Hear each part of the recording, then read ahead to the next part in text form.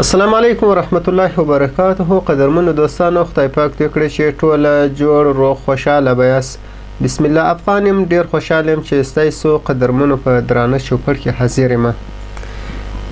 قدرمنو دوستانو، لکه څرنګه چې تاسو ته معلومه ده چې شیخ عبدالحمید حماسي صاحب د افغانستان په سطحه یو ډېر جاهد عالم دی او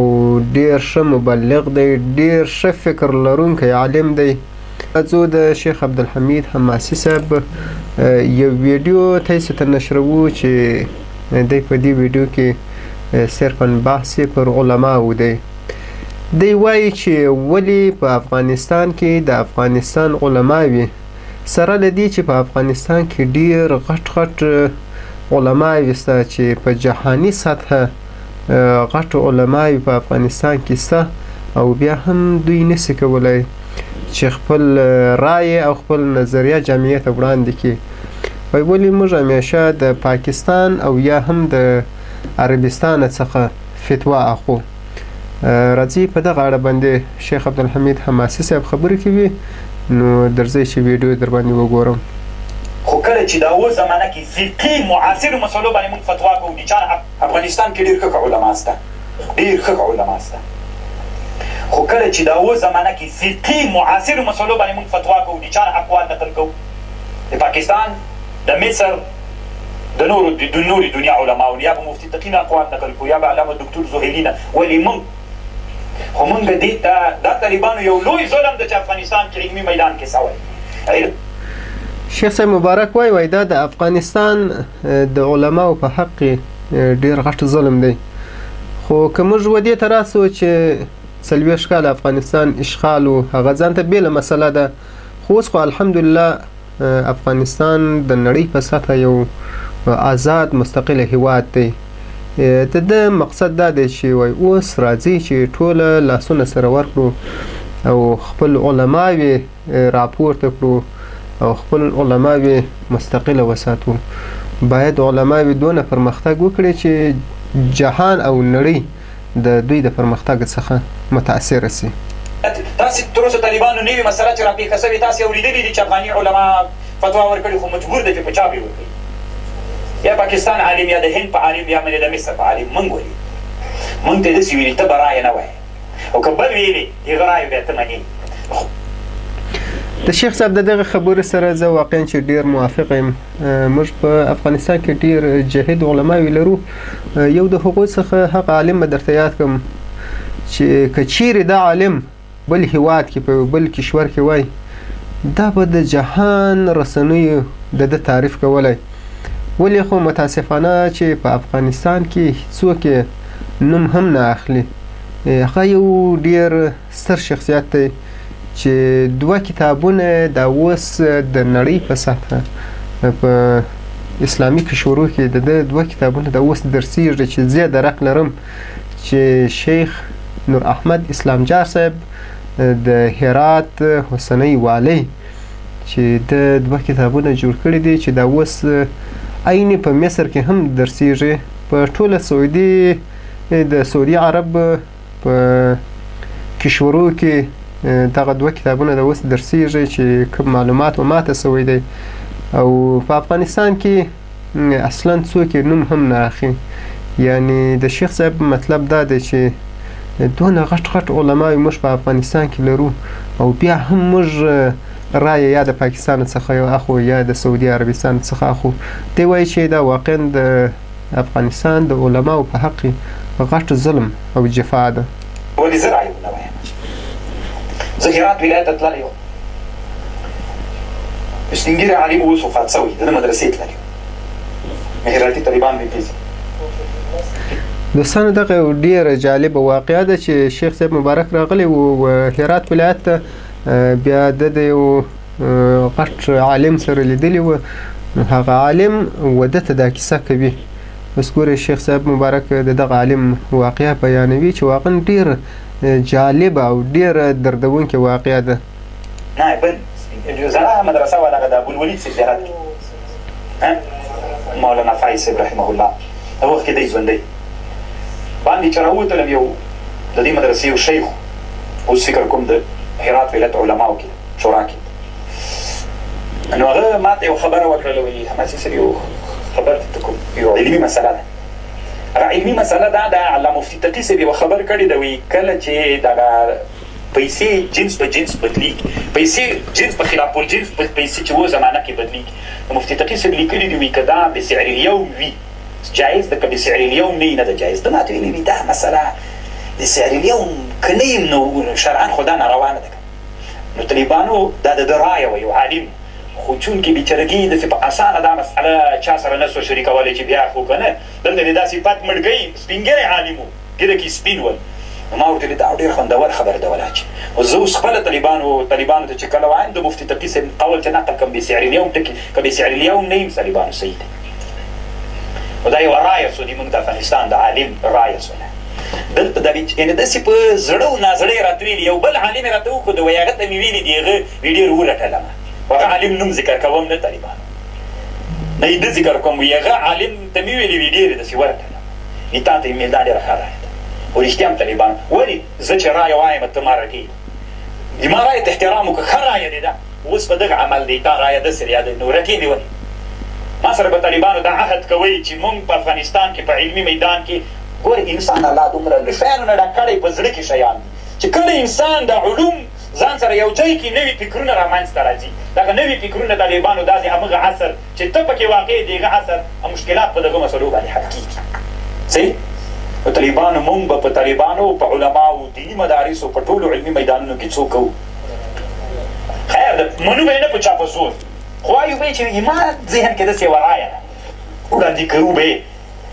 دا اوس تاسې چې کله فکر وکړئ طالبانو یو ښه مثال یې بله م وایم افغانستان کې چې یو غټ مجلس ناست وي مشران علما ناست استفتاء وکړل چې په دغه مسله تاسې رایې ووایه نو دې کې طالبانو 50 نفره مشران علما ناست یو چې رایې ووایه بل وایي د امام دا خوا کړه بل وایي د امام دا خوا کړه دا تقلید سو طالبانو دا تقلید سو دا انتې نه رایه دوستانو شیخ صاحب وایي چې که چېرې په یو غټ میدان کې واقعا دا د افغانستان په ټولنه کې دا اوس یو رواج ګرځېدلی دی یو مود ګرځېدلی دی که یو څوک راولاړېږي نه یوازې علما وي په نورو دغسې مجالسو کې چې یو مشر راولاړ شي یو خبره وکړي هغه نور ټوله کوم فکرونه او کوم نظریې چې دوی لري هغه دوی خپل نظریې نسي وړاندې کولی دوی بس هم یوه چې دا قدر جرأت پکښې پیدا سو چې یوه خبره په دغه میدان کې دغه مجلس کې یوه خبره وکړه بل هم وایي زما بس د ده سره دا خبره مې ورسره خوښه ده بل هم راولاړېږي بل هم ټوله بس وایي چې دا خبره به زموږ خوښه ده زموږ د ټولو رایه هم دغه ده نو دا د شیخ صاحب واقعا ډېر یو جالبې د فن د ډکې خبرې کوي دی یوه جامعې ته جرأت ورکوي چې هر سړی د دې حق لري چې دا جرأت په ځان کې پیدا کړي کم فکر کم نظر کم مفکوره چې دی لري هغه باید دی خپله و جامعې ته وړاندې کړي لکه دی چې وایي دا یو سړی چې راولاړېږي خبره کوي نور د ګرد نه وایي تقلید دی نه کوي خو هر سړی دی دغه خپل د زړه خبره دی راوباسي هغه خپل نظر دی جامعې ته وړاندې کړي کیدای سي دغه کم سړي چې دا نظر وړاندې کړي دا خپل خبره یې وکړه هغه د جامعې په ګټه کې نه وي هغه اشتباه وي اما هغه نور خلک چې پاتې دي په هغو کې ښه فکر امکان لري ښه فکر پکښې موجود اوسي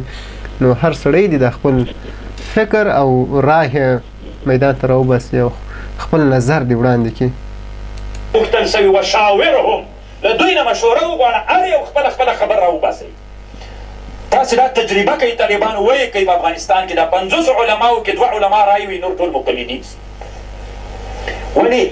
علت دا ده چې په دې علماو باندې هر زمانه کې مشران علماو غریزي صفات مړ کړی چې وایي وه زه پکې او که داسې تاسې وروزول صحیح الله مو داسې وروزه خو ما دا خبر به لیکئ طالبانو په دې به عمل کوئ کله چې تاسې بیا د نوي قشر نوی عصر علما وګرځېدلی لوی علما د خپل وخت سوی تاسې 50 نفره که بیا راجمع سوی مجلس ته خو چې دا غریزي صفات مو ژوندی سوي کاشکې موږ په افغانستان کې یو څو دانې داسې جید او دغسې د غیرته ډک انسانان درلودلی یو ډېره دردونکې واقعه به درته ووایم چې هغه ورځ یو ځای ولاړو زه د آزاد خبریال په حیث باندې په اجتماعي رسنۍ کې کار کوم چې خپله د ځانه یوټیوب چینل لرم د الحق رسانې په نامه، چې حتی د خپل د چینل نوم یې زما په نامه نه دی، خو د اوله څخه زما هدف دا دی چې زه و دین اسلام جامعې ته خدمت وکړم، حتی که مې خپل د سر په قیمت هم تمامیږي خو زه به دا خدمت کوم. د جمهوریت په وخت کې د هرات ځینې علماو ما ته دا فتوا راکړې وه چې دا کوم کار چې ته کوې دا ستا فعالیت فکري او رسانه‌یي جهاد دی. نو ما ډېر په جرأت سره دغه خپل کار مخ ته وړی، حتی زما چینل تقریبا 15,000 سبسکرایبر ته ورسېدل، یعنې 15,000 مشترک ته ورسېدل، خو د ځینو مختلفو دلایلو پر اساس باندې، مشکلاتو پر اساس باندې زما هغه چینل بند سو او ما خپل کار پرې نه شوی، ځکه چې زما د دین د اسلام او د جامعې سره مینه او محبت وه. ما خپل وظیفه بیرته پرې نه شوله، خو په ډېر مشکلات سره ما بیرته دوباره د سره څخه هم په هغه نامه چې الحق رسانه وه، په هغه نامه ما بیرته دوباره خپل چینل جوړ کړی، فعاله مې کړی، خو د سره څخه مې فعاله کړی چې اوس تقریبا 1,600 مشترک زه دا اوس لرم. نو د هغه علماو څخه چې ماته د جهاد فتوا راکړې وه، هغه ورځ یو ځای ولاړم، یو محفل و په هرات کې چې 2 قومونو دعوه سره درلودل او بعد 15 کاله د اسلامي امارت د مربوطه مسؤلینو په زحمت و تلاش هغه بدي پای ته ورسېدل. نو یو محفل یې نیولی و، هلته ولاړم. کله چې موږ ورغلو هماغه د هغو علماو څخه یو عالم هلته موجود و. کله چې هغه عالم رالی نو د مخه موږ ته دا وړاندیز راکړی چې زما تصویر به نه اخلي. نو دلته موږ د حیران پاته یو چې ولې دا رقم. راځئ نن په افغانستان کې دونه کارونه پاته دي چې موږ تر دې جزئي اختلافو باید موږ تیر سو. اوس یې ګورئ د نړۍ په سطحه د شیخ عبدالحمید حماسي صاحب تصویرونه پخش دي او دی د ځانه څخه 1 نه 2 نه 3 4 د یوټیوب چینلونه لري چې دی په هر طریقه باندې دی د خپل د دین خدمت کوي. نو دغه ډیره دردونکې واقعه وه. د استشار غوښتنه وسي د مشورې تاسې 50 واړه هر یو بېله رایه وایي، نو د 50 رایې کې طالبانو بعضې داسې ښې رایې وي که نه، داسې ښې رایې چې د اسلامي امت لوی مشکل پې حل کېږي او په دې 2 رایو باندې کله کله څوک نه کېږي، او چې دا 50 واړه ټول رایې وایي چې چاته نه وه معلومه په هغه رایو کې د هر یوه بله رایه واوري. اوس زما خپله یوه رایه ده، دې مجلس کې دم رایې ویلې، دم ویلې. زه چې حق پرسته سړی یم، زه پوه شم چې پوهې د ما د رایه نه خو یې ده ډېره اسلامي امت دپاره په خیر ده که نه، د څومره خوندوره رایه ده. او بل د طالبانو اجماع په هغه باندې راتلی شي، مشکل دپاره حل راتلی شي، نور مو خوښ